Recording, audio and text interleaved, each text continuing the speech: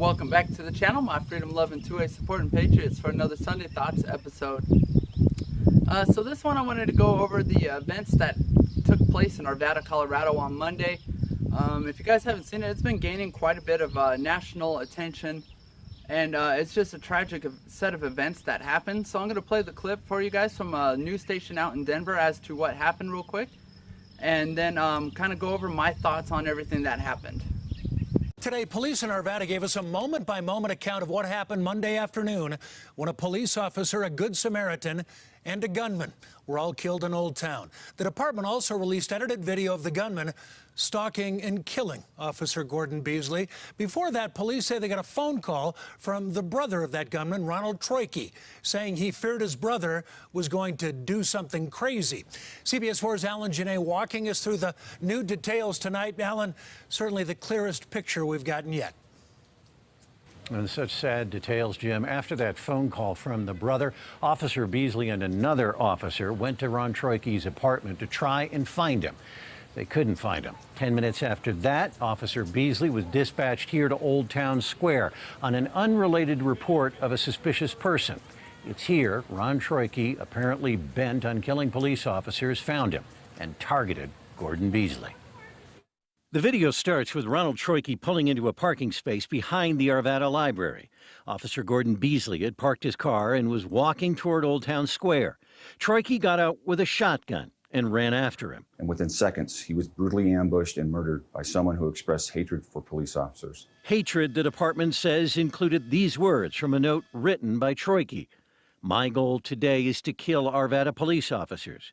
We, the people, were never your enemy, but we are now. And I just hope I don't die without killing any of you pigs." Tourniquet yelled, and as soon as Beasley turned, shot twice. As people scrambled away, Tourniquet shot out the windows of patrol cars out of sight and fired into the air, then went to his truck for an AR-15. Then he headed back toward the square where the video stops before we see Johnny Hurley. But witnesses indicate Hurley ran across the square where he shot Tourniquet with a handgun. Then he picked up the AR-15. What happened next is equally tragic. A responding Arvada officer encountered Mr. Hurley, who was holding a rifle, and our officer shot him. The chief, while sharing regret, also called Hurley a hero. Johnny's actions can only be described as decisive, courageous, and effective in stopping further loss of life. Now, one Arvada police officer remains on leave during this investigation. Arvada police have yet to say whether Hurley was told to drop the gun before he was shot. Hurley's family today also released a statement through the district attorney saying they were proud of him and they are looking forward to learning the results of a thorough and independent investigation. In Arvada, I'm Alan Janae, covering Colorado First. So a horrific set of events that took place clearly. First and foremost, I would like to say my thoughts and prayers go out to the families and friends of Officer Gordon Beasley, as well as our Good Samaritan, John Hurley. You guys are absolutely heroes in my books and the eyes of many out there, and such a tragic loss. So it looks like the suspect basically woke up that morning and decided he was going to kill as many people, or as many officers as he could. Pulled up to the scene and chased Officer Gordon Beasley down, and then yelled at him and just shot him point blank, basically. And went around the corner, emptied the rest of the shotgun, and went back to his truck and retrieved the AR-15. And assuming that was to go after any responding officers who showed up. They have not released the full footage yet. I know they have more footage that they're holding on to for right now. And so our Good Samaritan, John Hurley, who was shopping nearby, heard the shots, came out and took the suspect's life, did a great job of that. And then I think, from what it sounds like, is he picked up the suspect's AR-15, and I'm assuming that was so he could clear the weapon. And unfortunately, that sounds like it was a fatal mistake. As he was doing that, it sounds like the first responding officer showed up and went ahead and shot our Good Samaritan, John Hurley, and took his life as well. So like I said, they haven't released the full footage yet. There's a Transparency Act that was passed in Colorado requiring all departments to go ahead and have badge cams. But that is not in full effect till 2023, so I don't know if any of these officers were wearing badge cams yet or not. So it'll be interesting to see what else comes out in the footage, but it sounds like the first responding officer there made a horrific mistake and took the life of John Hurley. My guess is, and this is just purely speculation, is that commands were not issued or anything to drop the firearm, anything like that, that the responding officer probably just went ahead and opened fire on John Hurley and took his life. And it's just so sad and tragic. So, I mean, that is definitely a valuable lesson we can take from this. If you're ever in a situation like that and you take out the suspect, make sure, you reholster as soon as you're sure the immediate, surrounding area around you is clear. And do not pick up the suspect's weapon, kick it to the side. Make sure you're holstered up so when responding officers come, they're going to be coming fast and furious. That you are not holding a weapon, you are not seen as a suspect, basically.